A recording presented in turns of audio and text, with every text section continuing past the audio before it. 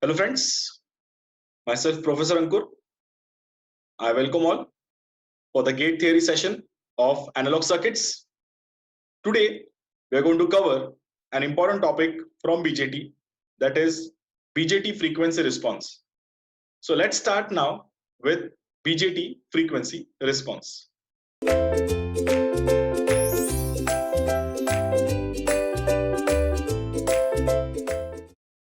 So this is a response curve of an amplifier. So first of all, we need to interpret what are the parameters of this curve and what do you actually mean by frequency response of an amplifier. The word frequency response has a meaning. It implies response of an amplifier for changes of input frequency. So logically what we are trying to do here is we are trying to vary the input source voltage frequency continuously, keeping its voltage value constant. For a source, we are having two parameters. One is the voltage value and the frequency value. We will try to keep the voltage value fixed and the frequency value will keep on changing. So as and when the input frequency starts changing, we are trying to figure out what is going to be the output. So whatever is the output variation, we are trying to trace that variation. So once you get all possible set of readings for variation of output with respect to variation in the input frequency, automatically you will get a response. That response is called as frequency response of an amplifier. Now on the y-axis, if you observe carefully, we are notifying the y-axis in terms of gain. So why it is defined in terms of gain? The y-axis should have been actually output VO. So the graph should have been VO versus frequency. But how did it got modified to a value of gain? The understanding is very simple, because for this entire experiment where we are trying to get the frequency response, the input voltage is constant. So if I divide every value of output by the value of input, which is constant, you get an impact, and that impact will be defined in terms of gain. So whatever you get in terms of output voltage versus frequency, same is the response for gain versus frequency. And that's the reason you will find that frequency response of an amplifier will always have the y-axis representation as gain. So now, if you see the response is initially rising, then it is becoming constant, and then it is going to fall. So I can actually split the entire response into three parts, where I'm getting a rise, which is defined as a low frequency region, a constant behavior at the center zone, which will be defined as a mid frequency region, and then a fall for higher frequencies that will be defined as a high frequency region.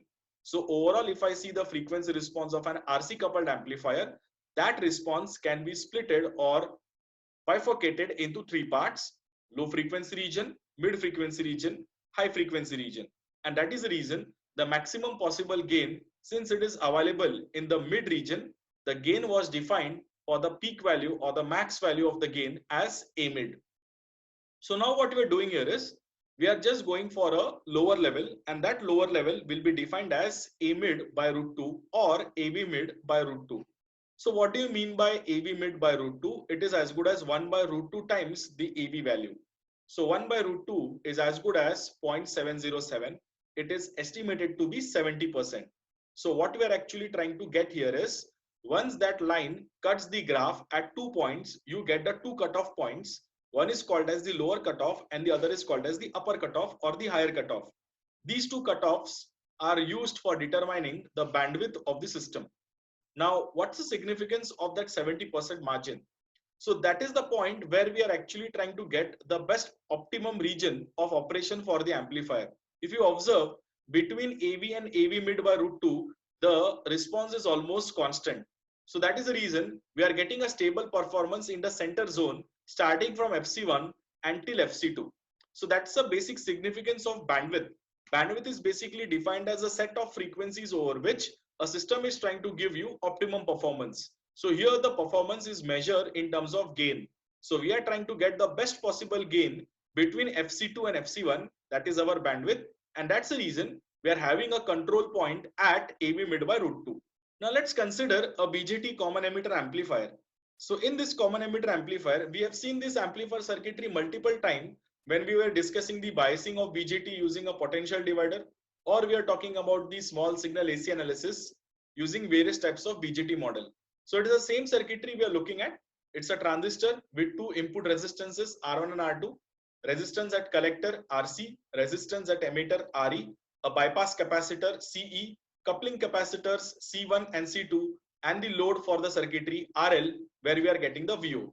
So the input is given to the base terminal, output is taken from the collector terminal. So overall the configuration is common emitter. So when I want to solve, or if I want to go for the frequency response, the response calculation will have four parts. The first calculation will be with respect to the DC analysis. The second calculation is our AC analysis. In the last lecture, we have seen how to go for AC analysis. So the AC analysis calculation is basically corresponding to use of small signal model. Now, whatever we have done in the analysis for AC analysis, that will be now considered as mid frequency analysis. So now when we go for the next part, that is the two important parts to get the value of the lower cutoff and the higher cutoff, we again need to perform the AC analysis, but this time the range will change to low frequency AC analysis and high frequency AC analysis. So what is basic logic of the low frequency AC analysis and the high frequency AC analysis? So what we need to understand here from the diagram, that there are three visible capacitors in the circuitry defined as C1, C2 and CE. These capacitors are from the family of coupling and bypass capacitor. These are actually helpful in calculating the lower cutoff of the amplifier. So how do we get the higher cutoff? For getting the higher cutoff, we normally focus on the wiring and the parasitic capacitance, that is the device capacitances. So the device capacitances along with the wiring capacitances, they are basically existing at high frequency and they will be used in getting the higher cutoff of the amplifier. So now when I go for the DC analysis, the all capacitors will work like open circuit and we are left out with the VCC, transistor, R1, R2, RC and RE. So we know the basic steps. We first replace the input section by the Thevenin's equivalent to calculate the value of ETH and RTH, replacing it in the base circuitry. And then we are going to go for KVL to the input loop and we will get ETH minus IB into RTH minus VBE minus IERE is equal to 0. So what have we done here? This is the first part of the solution. We are going for the potential divider bias. That's a part of the DC analysis. You replace the input section by the Thevenin and then you calculate the value of IB. So we get the value of IB as ETH minus VB divided by RTH plus 1 plus beta times RE. So from this, we are actually getting the value of IB. So once I multiply IB with beta, I'll get the value of IC. And if I take IB and multiply by 1 plus beta, I'll get the value of IE. And once I apply KVL to the output loop, you will get VCC minus ICRC minus VCE minus IERE is equal to 0. Shifting VCE, you will get VCE is equal to VCC minus of IC into RC plus RE. Here we are going for a small estimation. We are assuming IC and IE are approximately same. So using that logic, we will get the value of VCE. So what have you done here in the part of DC analysis? We have actually calculated the current and the voltage for the circuitry. Now once you get the value of IC, it will help us in calculation of the AC parameters of the small signal AC model. So when I go for the AC equivalent at the mid frequency, it is exactly same as what we have done in AC analysis of the circuitry. So here if you observe carefully, we are still having the resistances R1, R2 notified as R dash, input resistance of the transistor as beta RE, the current source as beta IB, output resistance RO, which normally can be neglected, output resistance RC for the collector, and then RL of the load. So automatically we are having the input section and the output section along with the device. So the device got replaced by its model. So this corresponds to the AC equivalent mid-frequency model. Now we have to go for small calculation of gain that we are all aware. Once we get the value of gain, if you look at the circuitry carefully, the gain value will come as GM RC parallel RL parallel small RO with a minus sign. The minus sign will be corresponding to the inverting amplifier logic. normally if I consider the magnitude of the gain, it will be considered as GM into RC parallel RL parallel small RO. If small RO is very, very large, that can be neglected and we are left out with GM RC parallel RL. Remember, since I'm talking about the magnitude of the gain, I'm not considering the impact of minus sign. The original gain of the amplifier will have a minus sign, implying that it is going to be a inverting amplifier. Now, when I go for the low frequency response of the amplifier, suppose if I am given the source resistance also. So I am having a source with its resistance. So I'm considering it. Original circuitry is not giving the impact of RS. So the small modification will come in the formula where the RS will be substituted as 0. You will get all the calculations without the source resistance. So suppose if I consider that I am trying to go for the impact of the voltage source with the RS and we are focusing on the low frequency response. As I've discussed during the frequency response, for low frequency region, we have existence of the three capacitors, coupling capacitor C1, coupling capacitor C2, and your bypass capacitor CE. So suppose if I want to calculate the value of frequency using the input section, so I am having the input section where I will go for the low frequency AC analysis. So during the frequency analysis, the voltage source will be shorted. So now the value of your R will come as RS plus Rin. If I want to find the cutoff frequency due to only coupling capacitor C1 or CC1, it will be defined as 1 by 2 pi R CC1, where R is basically the impedance of the entire path which is going to cover the impact of CC1. So automatically, if you observe the left hand side circuitry, you can see easily R1 parallel R2 notified with the transistor.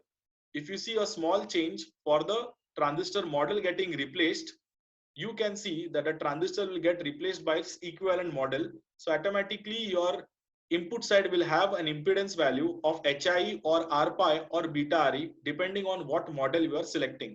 So eventually the value of your impedance will be R1 parallel R2 parallel HIE, or HIE is as good as your RPi or beta RE. So now if I see the total impedance for the capacitor CC1, it is going to be RS plus the value of Rin. So now once I put the value of that R along with the value of capacitor CC1 here, you will get the cutoff because of CC1. On similar lines, when I try to calculate the cutoff due to CC2, it will be the addition of the resistance RC and RL and then multiplying it with the value of C and then 2 pi and then taking the inverse of that. Eventually the value, whatever you get, will be a cutoff defined with the help of CC2. Now comes an interesting calculation for your bypass capacitor RE and CE combination. So here what we need to understand that whenever we go for the cutoff frequency as 1 by 2 pi RCE, the value of the R is going to be interesting because when I talk about one capacitor calculation, the other capacitors are assumed to be short. It's as good as during the CC1 calculation, I was assuming that CE and CC2 were short. So similar lines, when I try to calculate the total impedance for the CE capacitor, CC1 and CC2 will be shorted. The impact of that will be the RS will come in parallel with R1 with R2, and then the total impedance will get added to your original transistor impedance, that is HIE or RPi or beta RE, whatever it may be. These impedances are actually present on the base side and we are going for a calculation on the emitter side. Hence, we have a factor of impedance transfer, that is 1 plus beta. The entire impedance will get divided by a factor of 1 plus beta, and once you get that value, that resistance will come in parallel with capital RE. So that becomes the total output resistance defined as R out. So that's the reason when you see the calculation for cutoff due to CE, the value of your R out will be equal to RE in parallel with small re plus Rin dash divided by HFE, that is your beta. Now, where Rin dash is basically R1 parallel R2 parallel RS. So the R out value becomes small re plus Rin dash by HFE. Once you put that value in R out formula along with the value of C, you get a cutoff due to your bypass capacitor CE. So overall, when you are getting three frequencies, which is contribution of CC1, CC2 and CE. And a small hint, if we go for a fast calculation, normally the bypass capacitor contributes for the lower cutoff. Under practical situation, whenever I want to calculate the lower cutoff of the amplifier with three frequencies given to me, I normally take the higher one to decide the cutoff frequency on the lower side. So overall, if you see, if you're having three capacitors there existing in the form of CC1, CC2 and CE, independently, everyone will contribute with a frequency value, and the higher of them will be considered as the lower cutoff of the amplifier. Now, before we actually go for the higher frequency analysis, we need to understand a small effect defined as Miller effect. So suppose if I see the diagram carefully, before I actually go for the definition of Miller, let's understand a situation. So if you see there is an amplifier with gain of minus A and you have a capacitor C present between the output point and the input point. So whatever is present between the output point and the input point, we normally notify it as a feedback element. So it's as good as the feedback element is a link between the input and the output. So if I try to analyze the circuitry from the input side or from the output side, the element will always have an impact present for both the sections because it is a link between the input and the output. So the calculation becomes complicated. So Miller gave a solution for this problem. He said that if there is a feedback element in the form of passive family present between the input and the output section, implies it's a feedback element between the input path and the output path, or it's a link between an input path and the output path with the help of a feedback element or a passive family element. In that case, the element can be splitted and can be shown independently on the input side and on the output side. That impact factor for the capacitor can be seen on the input side in the form of an element defined as CMI, and in the output side can be defined in the form of CMO, where CMI stands for Miller input capacitance on the input side and CMO stands for Miller output capacitance on the output side. So whoever is the splitting element, if it's a capacitor, it gets a multiplier with a factor of 1 minus AV, where AV is the voltage gain. So since here the AV value is minus of A, when I substitute the value there, it is 1 minus of minus A, it becomes 1 plus A. So overall the input Miller capacitor will be defined as C into 1 plus A, and the output capacitor is approximated as C. So what's the significance of Miller's theorem? Miller's theorem helps us in actually splitting the feedback component into its input section and its output section. So if the input section and the output section is for splitting of a capacitor, that capacitor can be splitted in the form of CMI and CMO, where CMI is going to be C into 1 plus AV and CMO is going to be as good as C value. Now why it is going to be useful to us? Because they will help us in calculating the higher cutoff. So if you observe, the device capacitors are shown into picture. When you see the BJT, there's a capacitance effect existing between the base and the emitter, between the base and the collector, and between the collector and the emitter. So you can see that form in the form of a circle shown with the three capacitors in the form of dotted. And you can also see the two wiring capacitors present on the input side and the output side, defined as CWI and CWO. So when I go for the AC analysis at high frequencies, the coupling and the bypass capacitor by default will be short circuit. The AC source will be taken as shorted and the DC battery will be taken as ground point. So now when I get the equivalent, we are left with the transistor, the biasing resistors R1, R2, the source resistance RS. On the output side, we are having RC and RL. And then you will be having the three capacitances of the device and two capacitances of the wiring. So the diagram can be visualized with respect to the calculation of higher cutoff and the lower cutoff. So the lower cutoff, if you remember, we have calculated using the concept of coupling and bypass capacitor, and the higher cutoff will now be calculated using the impact of the coupling and the parasitic capacitances or the device capacitances. So if you remember carefully, I have clearly mentioned that the device capacitances and the parasitic or the wiring capacitances, they will have impact only at the higher frequency.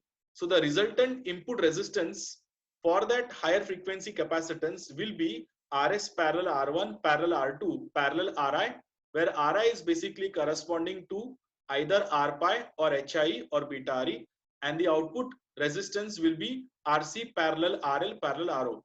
Once I put that value in their required formula for calculating FHI and FHO with the input capacitance CI and CO, you will get the higher cutoff.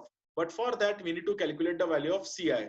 At the input side, the input capacitance total value will be equal to the Miller effect of the capacitor between the base and the collector plus the capacitance between base and the emitter plus the wiring capacitor of the input side. And when I try to get the value of CO, it will be equal to CWO plus CCE plus CMO, where CMO is corresponding to the Miller effect of output section. So it is basically CMO as good as your CBC, because CBC was your feedback capacitance element, which will be visualized as CMI on the input side and CMO on the output side. On putting the values, you get the value of FHI and FHO. The FH is normally considered as the minimum of both of them. For lower frequency calculation, whoever was the maximum was considered as the lower cutoff, and for higher frequency calculation, whoever is the lower, we take it as the higher cutoff. Now automatically we land up at one value of FH and one value of FL. The difference of that will be taken as bandwidth. So this is the basic understanding for calculation of frequency response. So what we have done here, I will just revise the steps for all of you. The first thing is we go for DC analysis. The second is we go for AC analysis. In the AC analysis, we go for gain calculation, input and output impedances. Then we go for shorting of source and putting the coupling and the bypass capacitor in the figure. We land up at the low frequency analysis, and then we calculate the low frequency values. And if I go for representation of the mid circuitry with the parasitic and the wiring capacitances, that is the device capacitances, then you will land up with the high frequency calculation. And once you get the value of FH and FL, the difference of that will be corresponding to your bandwidth calculation. Now suppose if I consider a common collector amplifier circuitry. So here if you observe, the output is across RE, and RE we are having a coupling capacitor C2, and there we are connecting a load RL. Across that we are going to get your VO. The input is attached to the base terminal with the help of capacitor C1, and we are having a biasing resistance defined as RB. So when I try to get the equivalent, you will get RS and RB, then R pi and C pi, C mu, GM, V pi, RO, RE and RL. If your observation is very sharp, the device was represented in terms of R pi, GM, V pi and RO. C pi and C mu are the device capacitances at high frequency. RE and RL are basically corresponding to the impedance of the emitter terminal. RS and RB are present on the input side. RL is basically the load connected to the emitter terminal. RO is the internal resistance of the device. So this is how you can represent the common collector amplifier model at high frequency. Here I am not showing the impact of wiring capacitances. If they are shown, they can be easily shown between the base terminal and ground, and at the output side it will be between the emitter terminal and ground. Thank you.